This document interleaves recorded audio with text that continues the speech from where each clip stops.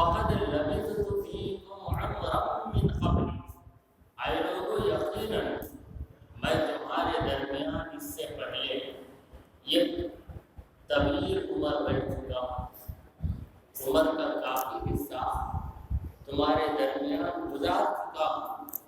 افلا تعقلون، تو کیا تم لوگ سمجھو گے نہیں؟ یہ اس آیت کے لفظوں کا ترجمہ ہے۔ اب ترجمہ سن لینے کے بعد چلیے آیت کریمہ کی وضاحت کی طرف بڑھیں۔ الحمدللہ آج ماہ رمضان کی 8ویں رات ہے۔ ماہ رمضان کی رات میں 7 راتیں تفسیر ہم نے سنی اور سنائی۔ یہ رمضان کی راتیں ہیں اور قرآن کی باتیں ہیں۔ یہ ہمارے لیے کتنی بڑی سعادت مندی ہے۔ قرآن پر کافروں نے اعتراض کیا اور کہا کہ قرآن اللہ کا کلام نہیں، تو قرآن نے چیلنج کیا کہ اے منکرو، اگر قرآن کے کلام الہی ہونے میں تمہیں تعامل ہے تو ذرا قرآن کے مضمون کی طرح کوئی ایک مضمون، ایک سورہ بنا کر لاؤ۔ سارے کافر اس دور میں بھی عاجز تھے، کل بھی عاجز تھے، آج بھی عاجز ہیں اور قیامت تک عاجز ہی رہیں گے۔ اللہ تعالیٰ نے فرمایا کہ وَلَن تَفْعَلُوا، ہرگز تم لوگ یہ کام انجام دے نہیں سکتے۔ بڑے بڑے ادیب، بڑے بڑے خطیب، بڑے بڑے شاعر پیدا ہوئے، شاعری میں انہوں نے نام کمایا، کتابت میں انہوں نے نام کمایا، ادبی مقالوں لکھ کر انہوں نے نام کمایا، لیکن قرآن کی مثل لانے سے آج ہم مجبور ہو گئے، کیونکہ قرآن انسان کا کلام نہیں ہے، رب العالمین کا کلام ہے۔ اور یہ قرآن معجزہ، اور معجزہ اس چیز کو کہتے ہیں جس کے کرنے سے لوگ عاجز ہو جائیں، اسی کا نام معجزہ ہے۔ اور یہ قرآن بہت بڑا معجزہ ہے۔ پھر ان منکروں نے رسول کریم صلی اللہ علیہ وسلم کے سامنے گزارش ہے، وہ گزارش یہ تھی کہ اے محمد صلی اللہ علیہ وسلم اس قرآن کو بدل دیں، اس قرآن میں تبدیلی لاؤ، امینڈمنٹ لے آؤ۔ یہ انسان کا کلام نہیں، انسان قانون بناتا ہے پھر اپنے لیے قانون کو وہ توڑ دیتا ہے، کیونکہ اس کے قانون کا نقص اس پر بعد میں آیا ہوتا ہے، بعد میں روشن ہوتا ہے۔ مگر یہ رب العالمین کا کلام، اگر اسے بدل نہیں سکتے تو دوسرا قرآن لے آؤ۔ یہ سارے اعتراضات بالکل مہمل، ناقابل اعتراض، ایسے اعتراضات جنہیں کنسیڈر نہیں کیا جا سکتا۔ تو اللہ نے اپنے پیارے حبیب صلی اللہ علیہ وسلم سے کہا کہ آپ کہہ دیجیے یہ قرآن میری کتاب نہیں، اللہ کی اتاری ہوئی کتاب ہے، اس کتاب کو میں بدل بھی نہیں سکتا اور دوسری کتاب تمہارے سامنے پیش کر بھی نہیں سکتا۔ میں وہی تم لوگوں کو سناتا ہوں جو مجھ پر اتارا جاتا ہے، بطریقے وہی، بذریعے وہی جو آیتیں مجھ پر اترتی ہیں، ان آیتوں کو میں جو کہ تمہارے سامنے پیش کر دیتا ہوں، یہی میرا کام ہے۔ اور میں تمہاری بات مانوں گا تو میرا رب مجھ سے ناراض ہو جائے گا۔ میں رب سے ڈرتا ہوں، تم سے ڈرتا نہیں۔ تو یہ جواب حضور نے دے دیا۔ پھر پروردگار یار رسول کریم صلی اللہ علیہ وسلم فرما ہے کہ قل، اے نبی آپ کہیں، یعنی ان لوگوں سے جو قرآن کے کلام الہی ہونے کا انکار کرتے ہیں، قرآن کا انکار کرنے سے ان کا مقصد حضور کی نبوت کا انکار کرنا ہے، کیونکہ اگر قرآن کو اللہ کی کتاب مان لیں تو لازمی طور پر محمد مصطفیٰ صلی اللہ علیہ وسلم کو اللہ کا نبی ماننا پڑے گا۔ حضور کی نبوت اور قرآن کا کلام الہی ہونا، یہ دونوں لازم و ملزوم ہیں۔ لازم و ملزوم کا معنی کیا؟ ایک کو مانیں گے تو دوسرے کو ماننا ہی پڑے گا۔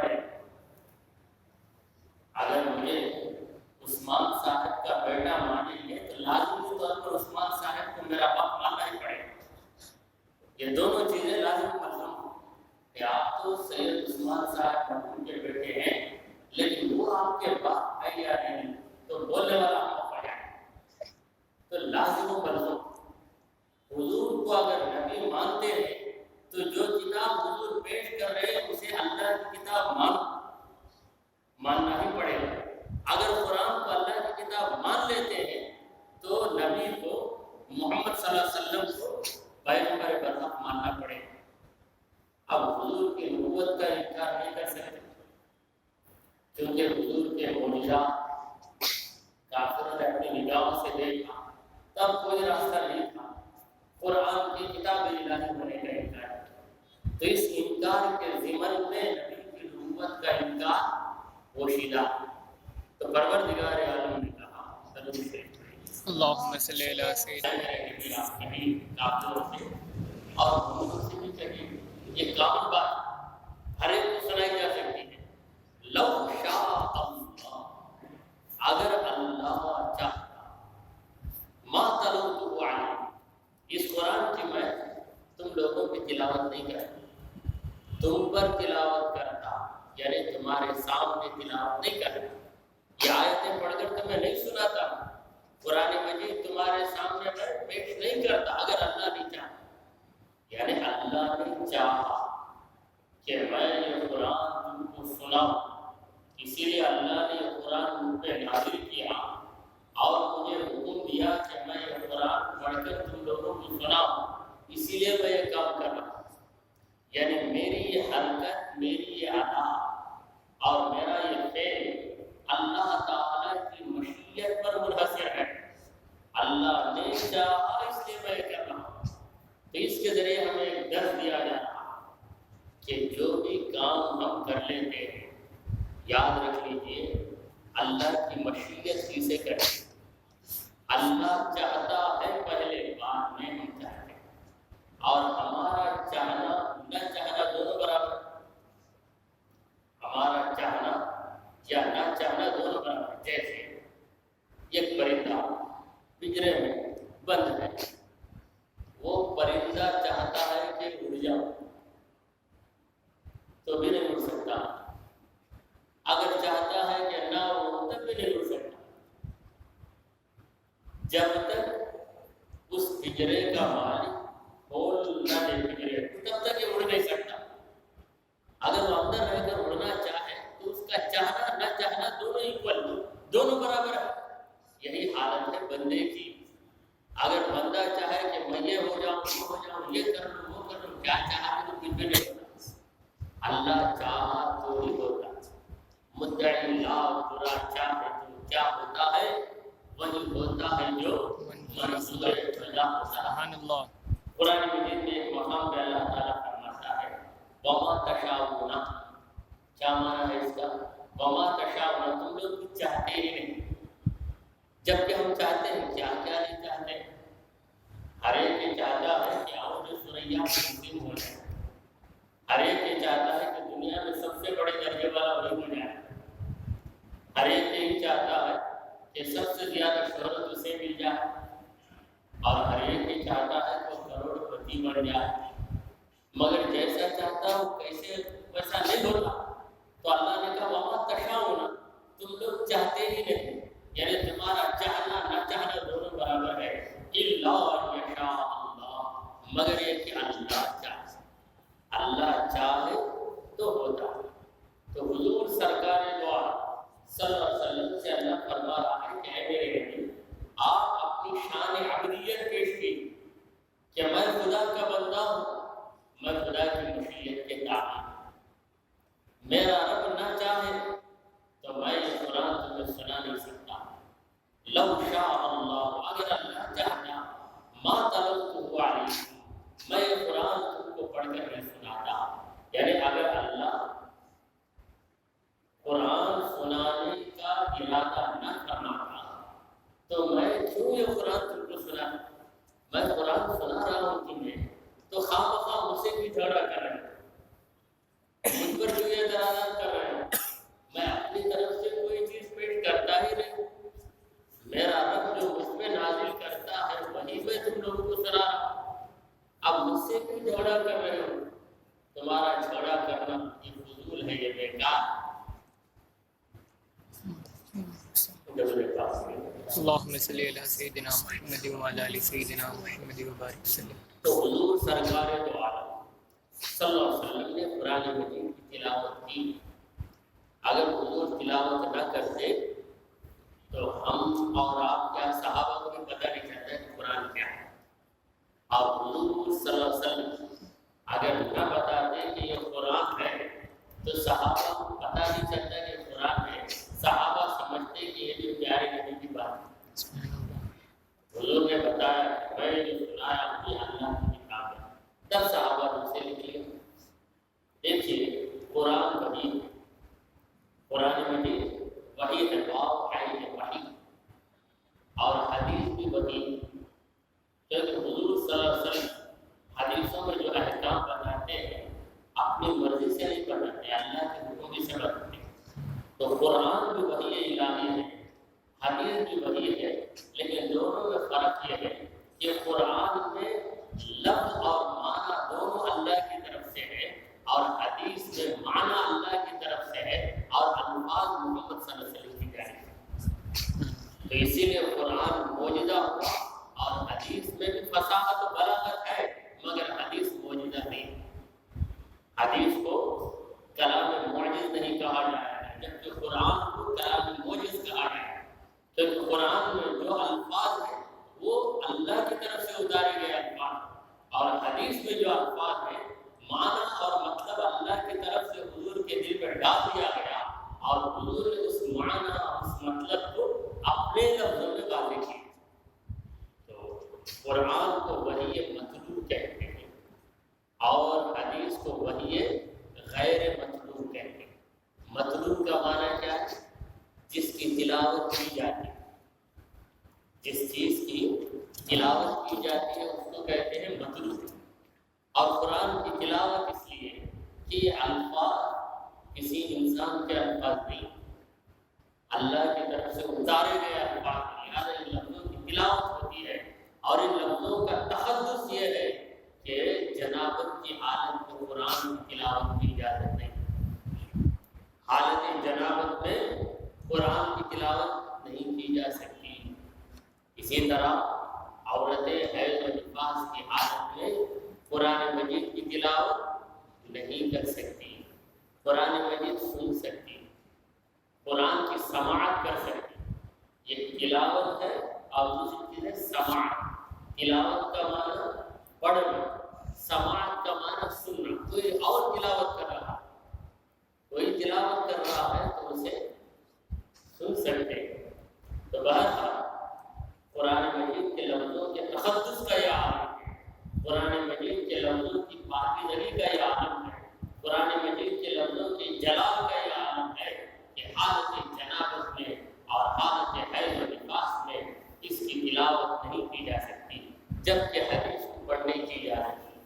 ہاں اگر کسی کو کراہت ہوتی ہے، وہ جنابت کی حالت میں بھی حدیث پڑھنا نہیں چاہتا، تو یہ اس کا اپنا اختیار ہے، اس کی اپنی مرضی ہے، مگر شریعت کا قانون اگر پوچھا جائے تو تلاوت قرآن کے لیے خاص حکم ہے کہ بغیر غسل کے، یعنی اگر غسل واجب ہو جائے تو تلاوت نہیں کر سکتے۔ تو قرآن وحی مطلوب، وحی مطلوب، مطلوب کا معنی کیا؟ جس کی تلاوت کی جاتی ہے، اور غیر مطلوب جس کی تلاوت نہیں کی جا سکتی۔ تو قرآن وحی مطلوب اور حدیث وحی غیر مطلوب۔ میں پہلے عرض کر چکا ہوں کہ ہماری یہ محفل اس سے کہانی لطیفوں کی محفل نہیں، یہ خواص علمی محفل، اکیڈمک سیشن۔ یہاں پر علم حاصل کرنا، جو علم دینی مدارس میں علماء کرام کو دیا جاتا ہے، وہی علم آسان پیغام میں آپ کے سامنے عرض کر رہا ہوں، مگر میں یہ دعویٰ نہیں کرتا کہ آپ کو مولویوں کے برابر بنا دیتا ہوں، اور آپ یہ نہیں سمجھ سکتے کہ تفسیر کے محفل میں بیٹھ کر آپ مکمل عالم دین یا مولوی کامل بن گئے، یہ بھی نہیں سمجھ سکتے، مگر اتنا تو ضرور ہے، اتنا تو ضرور ہے کہ مدارس دینیہ میں درس نظامی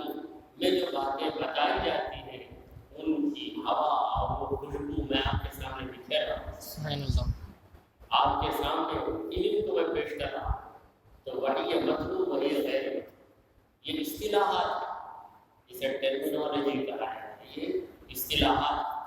تو یہاں پر ایک شعر مجھے یاد آیا، ایک عاشق رسول عرض کرتے ہیں، تمہیں نے فرق بتلایا ہے مطلوب غیر مطلوب کا. حضور سے خطاب کرتے ہوئے شاعر عرض کرتا ہے، یا رسول اللہ تمہیں نے فرق بتلایا ہے مطلوب غیر مطلوب کا، وگرنہ ہم سمجھتے تھے کہ جو کچھ ہے وہ قرآن. آپ کی زبان سے جو نکل گیا اس کا قرآن سمجھتے. ہم نے اتنی تمیز کہا کہ قرآن اور غیر قرآن کو بات کر الگ الگ کر دے.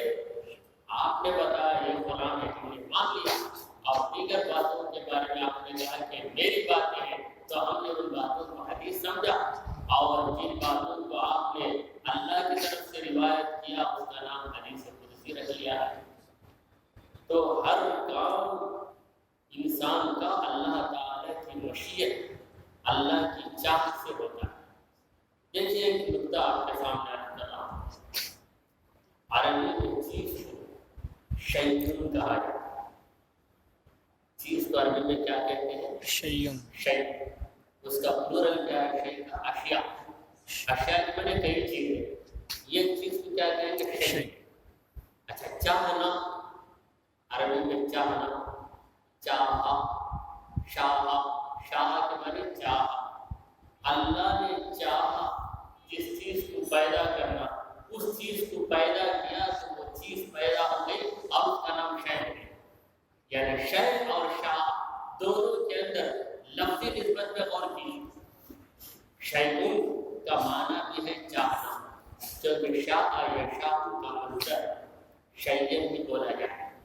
یعنی اللہ نے چاہا تو وہ چیز موجود ہو گئی، جس کو خدا نے نہ چاہا وہ چیز موجود بھی نہ ہو. اللہ کے چاہے بغیر کوئی چیز پیدا ہو نہیں سکے. اللہ نے چاہا نہیں اور وہ چیز بہت پیدا ہوئی، ایسا نہیں ہو. کئی کام ہمارے چاہنے کے بغیر ہو جائے. ہم کبھی چاہتے ہیں کہ 10 بجے آئیں گے مگر 9:45 بجے آئیں گے. ہم چاہتے ہیں نہیں مگر وہ کام ہو جائے. ہم کچھ کھانا نہیں چاہتے، وہ چیز ہمارے سامنے آ جائے، ہم کو کھانا نہیں پڑتا. اور کوئی چیز ہم کھانا چاہتے ہیں مگر وہ چیز ہمیں نہیں ملتی. تو ہمارے ارادے ٹوٹ جاتے ہیں. مولا تعالیٰ کا کوئی ارادہ ٹوٹنے والا نہیں. اسی لیے حضرت علی مرتضیٰ شیر خدا رضی اللہ تعالیٰ عنہ نے فرمایا، عرفت ربی بفسق العذاب. عرفت ربی، میرے رب کو میں نے پہچان لیا. میرے رب کو میں نے پہچان لیا. کیسے پہچان لیا؟ بفسق العذاب، میرے پکے ارادے ٹوٹ جاتے ہیں. میں پکا ارادہ کرتا ہوں آج یہ کام کر کے ہی رہوں گا. کام کرنے کی سہولت بھی ہے، گنجائش بھی ہے، موقع بھی ہے، اس کے باوجود وہ کام نہیں کر پاتا. تو میں سمجھ گیا کہ خدا وہی ہے جس کا ارادہ ٹوٹتا ہے. میرا ارادہ ٹوٹ جاتا ہے تو میں خدا نہیں. تو میرے رب کو میں نے ارادہ ٹوٹ جانے کی وجہ سے پہچانا. رب کو تو پہچانا. حضرت علی رضی اللہ عنہ ہمارے سامنے رب کی پہچان کا ایک طریقہ پیش کرتے کہ رب کو پہچان، خود کو رب مت سمجھو. میں چاہا کہ نہ کر کچھ ہوا، ہماری زبان میں بدلا ہے. میں چاہا کیا ہو کر چھوڑا، تو ایسا دعویٰ کرنا ربوبیت کا دعویٰ ہے، اور ایسا دعویٰ کرنے والا حقیقت میں فرعون. میں چاہا تو ہوگا، کبھی ایسا نہیں بولنا چاہیے. اس لیے اللہ تعالیٰ نے کہا وَلَا تَقُولَنَّ لِشَيْءٍ إِنِّي فَاعِلٌ ذَلِكَ غَدًا. کسی چیز کے بارے میں ہرگز دعویٰ نہ کرو کہ یقیناً میں کل یہ کام کرنے والا ہوں. إِنِّي فَاعِلٌ ذَلِكَ غَدًا، ایسا ہرگز مت کرو إِلَّا يَشَاءَ اللَّهُ، مگر یہ کہو کہ انشاءاللہ اگر اللہ چاہا. اسی لیے ہم کسی بھی کام کے بارے میں جب اپنا ارادہ ظاہر کرتے ہیں تو کہتے ہیں انشاءاللہ. اگر میں آپ سے پوچھوں کہ اگر آپ تشریف لائیں گے تو آپ جواب دیں گے انشاءاللہ کرنا. یعنی اگر اللہ چاہا تو یہ آ سکتا، ورنہ نہیں آ سکتا. انشاءاللہ. مگر ہمارے پاس احباب ایسے ہیں جو انشاءاللہ کب بولنا چاہیے وہ بھی نہیں پتا. حج سے آ جانے کے بعد، حج کو جانے کے پہلے انشاءاللہ حج کو جاؤں حج کر کے آ گئے انشاءاللہ میں حج سے آ گیا، اگر اللہ چاہتا تو میں حج سے آ گیا، یعنی ایک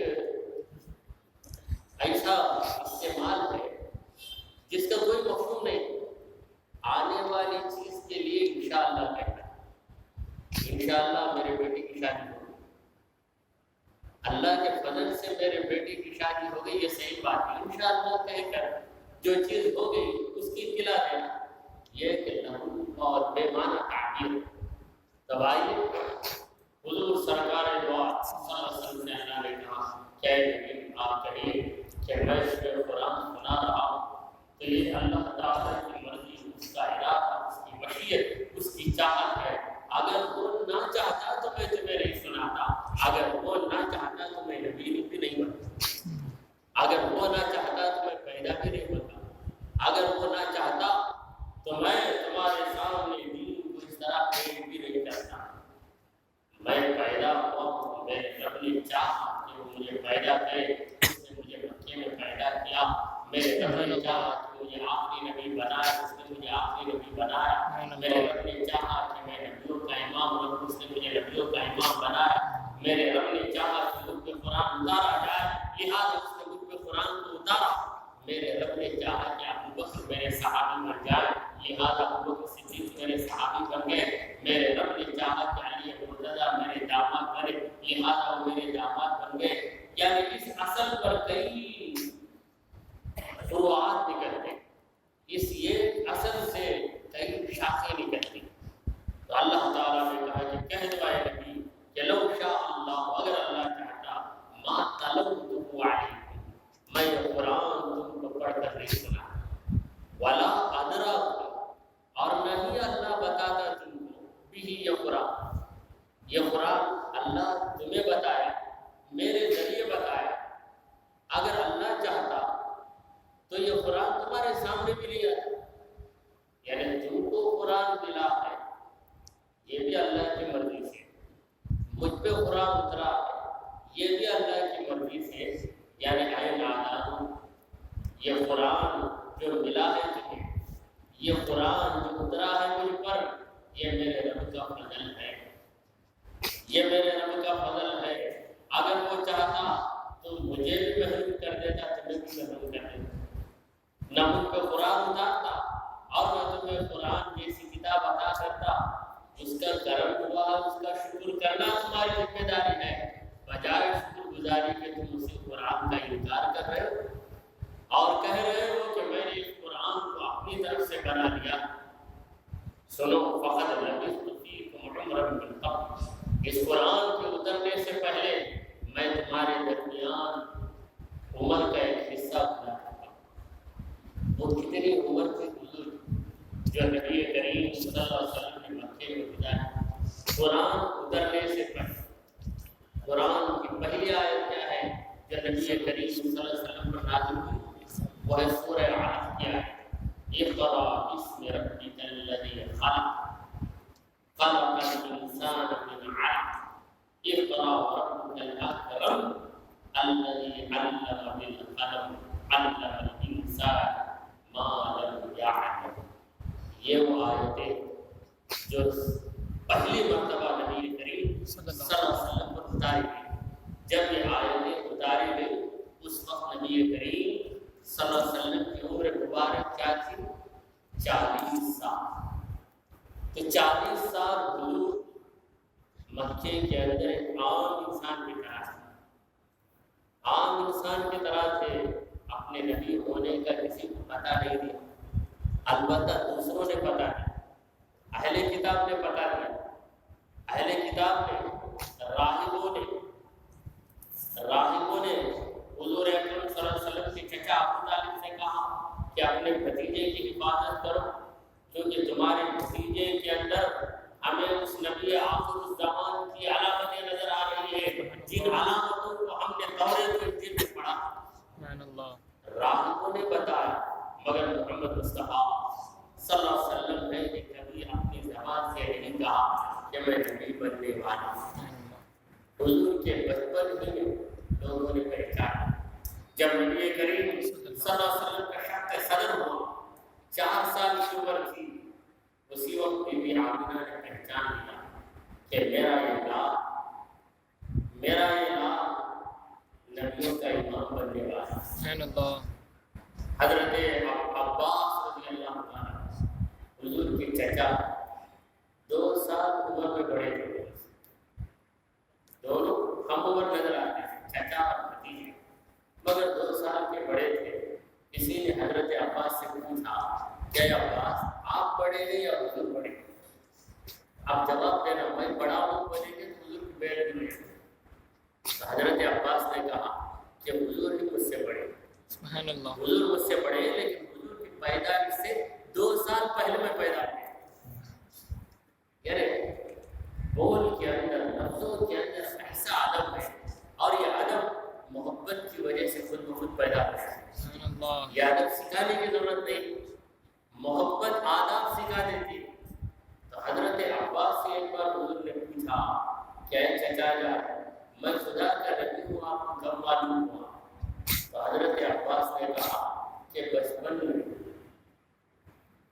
میں جھولی میں آپ جھول رہے تھے، کھلی فضا تھی، جھولے کے اندر آپ جہاں اشارہ کرتے چاند ادھر ہو جاتا، آپ جدھر اشارہ کرتے چاند ادھر ہو جاتا. اسی وقت میرے ذہن میں ایک بات آ گئی کہ آپ ایک بڑے آدمی بننے والے، نبی نبوت، یہ ساری باتیں بچپن میں کہاں سے ذہن میں، یہ بہت بڑے آدمی بننے والے ہیں، اتنا تو میرے ذہن میں آ گیا. تو حضور صلی اللہ علیہ وسلم کے کمالات نبوت کے بعد جو ظاہر ہوئے ان کو ہم معجزات کہتے ہیں، معجزات رسول. حضور صلی اللہ علیہ وسلم نے کنویں میں دعا کہا تو وہ کنواں جو خشک تھا وہ بنا. حضور نے اپنا دعا یعنی اپنا مبارک تھوک حضرت علی کی آنکھوں میں لگا دیا تو آنکھوں کا درد چلا ہے. حضرت صدیق اکبر کے انگوٹھے میں لگا دیا تو سانپ کے ڈسنے کا جو اثر ہوا وہ اثر ختم ہو گیا.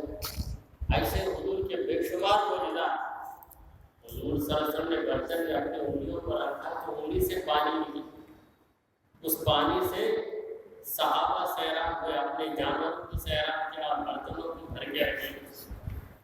یہ 40 سال کے بعد جو کرشمے ظاہر ہوئے ان کا نام کیا ہے؟ معجزہ. اور 40 سال کے پہلے اسے قبل اعلان نبوت ہے، یعنی حضور کی نبوت ابھی لوگوں پہ ظاہر نہیں تھی. وہ 40 سال کی عمر میں بھی کہیں کرے. حضور صلی اللہ علیہ وسلم جب جاتے تو آپ پر ابر آ کے سایہ کرتا. حضور صلی اللہ علیہ وسلم جس درخت پہ بیٹھ جاتے وہ درخت آپ پہ سایہ کرتا تھا. اور حضور کے ختم مبارک کا نقش زمین پہ بیٹھ جاتا تھا. یہ سارے کرشمے نبوت کے پہلے. تو ان کا نام ارحاسا.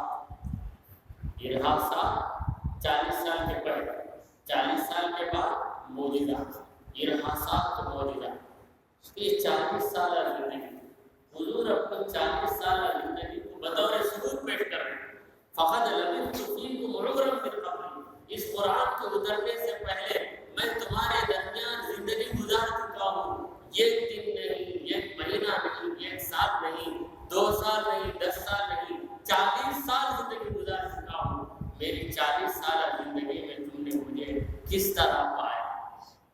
مجھے اس طرح پایا کہ میں کچھ کہہ دوں تو تم میری بات کو جھٹلاتے نہیں، کیونکہ میری سچائی پہ تمہیں اتنا بھروسہ ہے، میری امانت داری پہ تمہیں اتنا بھروسہ کہ تم لوگ مجھے میرا نام لے کر پکارنے کے بجائے الصادق والامین کہتے ہیں. سبحان اللہ. اس طرح مجھے سچا امانت دار ماننے والے.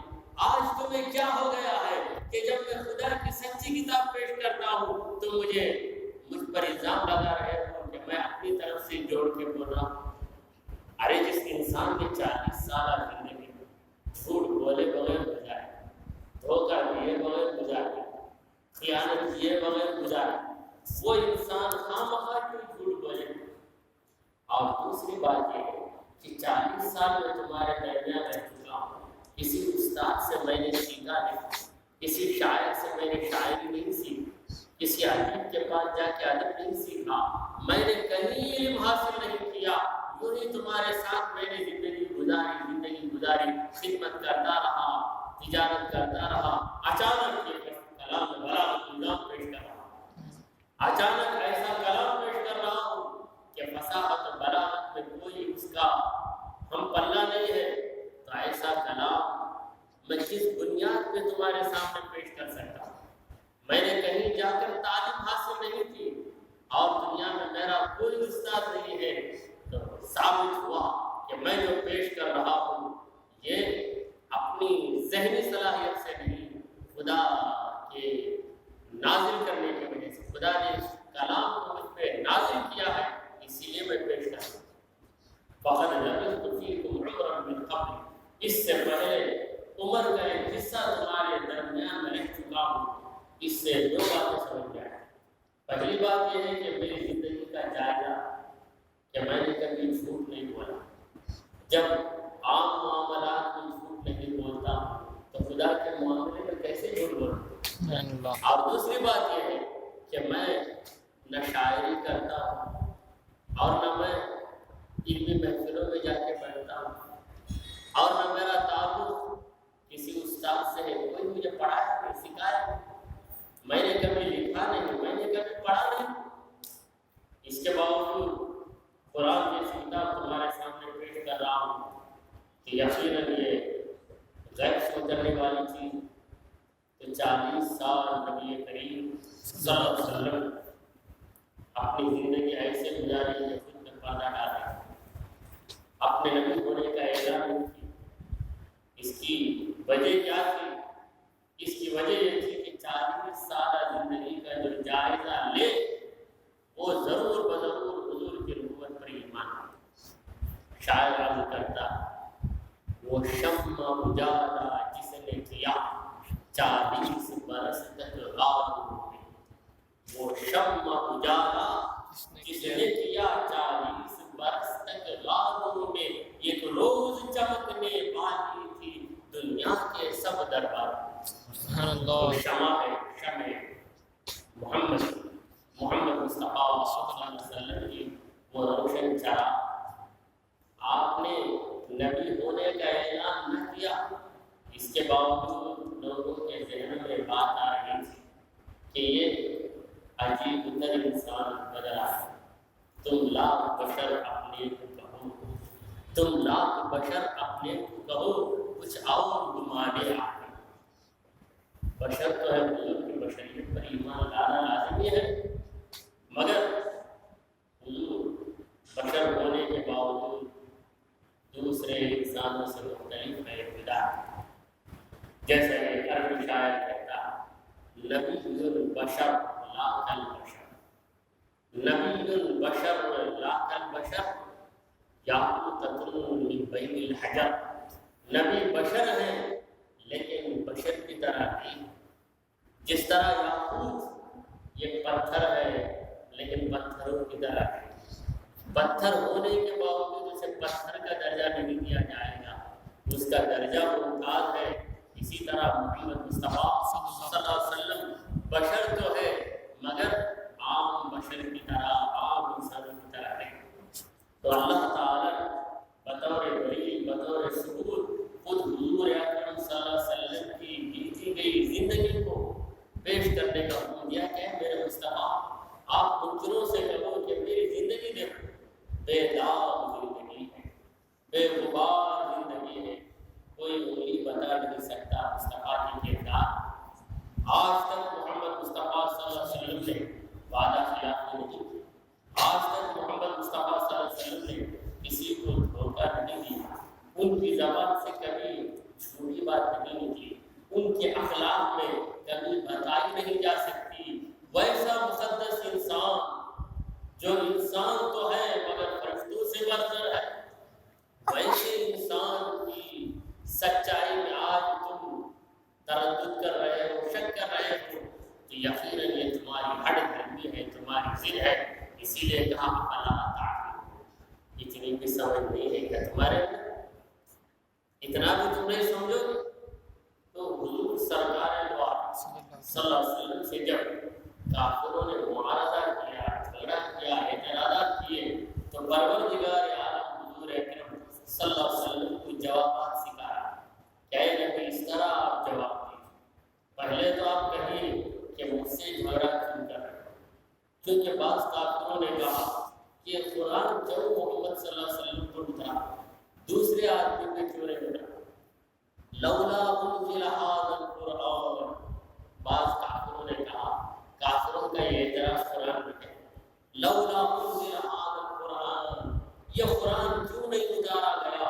رجل من القريتين عظيم، یہ دو قریے مکہ اور مدینہ دو بستیاں ہیں، ان دو بستیوں میں کسی بڑے آدمی پر یہ قرآن اترنا ہے۔ محمد صلی اللہ علیہ وسلم کے یہ تھے، ان پر کیوں قرآن اتارا ہے؟ کسی بڑے آدمی پہ ہے۔ بڑا آدمی کون ہے؟ وہی بڑا ہے خدا جس کو بڑائی سے نوازا، خدا کی بارگاہ میں وہی بڑا ہے جس کے اندر تقویٰ ہے۔ تم جس کو بڑا سمجھتے ہو یہ تمہارا تصور ہے جو کہ غلط ہے۔ قرآن مجید میں اللہ تعالیٰ نے کہا کہ ان اکرمکم عند اللہ اتقاکم، بے شک تم میں اللہ کی بارگاہ زیادہ عزت والا وہی ہے اتقاکم، جو تم میں زیادہ تقویٰ رکھتا ہے۔ تو تقویٰ کی بنیاد اور رسول کریم صلی اللہ علیہ وسلم سے بڑھ کر تقویٰ کسی کے اندر نہیں۔ اگر کوئی حضور سے بڑھ کر تقویٰ کسی غیر میں مانے تو یاد رکھیے وہ دائرہ اسلام سے باہر ہے، کیونکہ وہ حضور سے دوسرے کو افضل مانتا ہے۔ حضور سرکار دو عالم صلی اللہ علیہ وسلم نے فرمایا فواللہ انی لاخشاکم للہ واتقاکم منہ، اللہ کی قسم تم میں سب سے زیادہ اللہ سے ڈرنے والا میں ہوں۔ حضور خود کہتے ہیں، کیسا حضور خود اپنی بڑائی بتا رہے ہیں؟ یاد رکھیے حضور اپنی بڑائی اپنی طرف سے نہیں بلکہ اللہ کہتا ہے واما بنعمت ربک فحدث، اے نبی میں جو نعمت تجھ پہ کیا ہوں وہ نعمت تم لوگوں کو سنا، بتا لوگوں کہ یہ نعمت میں تجھ پہ کیا۔ تو اللہ کا حکم پا کر حضور کہہ رہے، اپنی طرف سے نہیں کہہ رہے۔ حضور صلی اللہ علیہ وسلم یہ کہیں کیا نصیب کی ربی آدم، میں تمام اولاد آدم کا سردار ہوں، بیدی لواء الحمد، میرے ہاتھ میں حمد کا جھنڈا رہے گا قیامت کے دن، وآدم ومن سواہ تحت لواء، حضرت آدم علیہ السلام اور ان کے علاوہ جتنے انبیاء ہوں گے تحت لواء میرے جھنڈے کے نیچے رہیں گے۔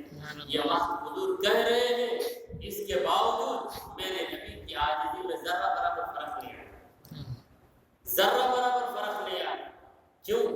یہ بول رہے ہیں مگر دل کے اندر یہ اقرار کر رہے ہیں کہ یہ سب کچھ میرے رب کے فضل سے ہے، میری ذاتی چیز نہیں۔ تو بڑائی جتانا تکبر کرنا اس وقت ہے جب کوئی کسی فضیلت کو یا کسی کمال کو اپنا سمجھ لے، خدا کا دیا گیا کمال۔ تو یہ قرآن جو حضور پہ نازل ہوا یہ بھی حضور کا بہت بڑا کمال ہے۔ اس کے باوجود اللہ حضور سے کہہ رہا ہے کہ آپ کہیے کہ یہ کمال جو مجھے ملا اللہ کی مرضی سے، اس کے کرم سے ہوا۔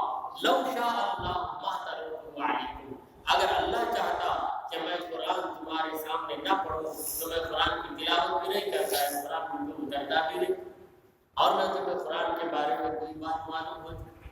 اور یہ قرآن سچا ہے، اسے سمجھنے کے لیے میری زندگی کو دیکھو، 40 سالہ زندگی جو میں نے تمہارے درمیان گزاری، کس طرح میں نے گزاری، میرے رب نے میری زندگی کو کس طرح ہر قسم کی برائی سے، ہر قسم کی خرابی سے اور ہر طرح کی اخلاقی کمی سے پاک رکھا۔ تو اس بے غبار زندگی کو دیکھو، بے عیب زندگی کو دیکھو، 40 سالہ زندگی میں تمہارے درمیان ہی رہ چکا، تمہاری گلیوں میں گھوم رہا، تمہارے ساتھ مل رہا، تم سے باتیں کر رہا۔ تو اس زندگی کو دیکھو، تو اس زندگی میں کبھی جھوٹ اور خیانت نہیں ہے، تو خدا کے معاملے میں میں کیسے خیانت کر سکتا؟ اور پھر اس زندگی میں نے عربی زبان یا فصاحت، بلاغت، ان چیزوں میں ترقی کرنے کے لیے کوئی کوشش نہیں، کسی استاد کے پاس میں نہیں گیا، مگر اس کے باوجود قرآن جیسا کلام بلاغت نظام میں پیش کر رہا ہوں۔ یہ بھی میرے نبی ہونے کی دلیل ہے، یہ سب کچھ میں نے تمہارے سامنے پیش کر دیا۔ افلا تعقلون، کیا تم نہیں سمجھو گے؟ سمجھو سمجھو سمجھو گے اور ضد کو چھوڑو گے، میری نبوت کو مان لو گے، قرآن کے کلام الہی ہونے کو تسلیم تسلیم کر لو گے تو مومن بنو گے، نجات پاؤ گے، جنت تمہارا ٹھکانہ بن جائے گا۔ دعا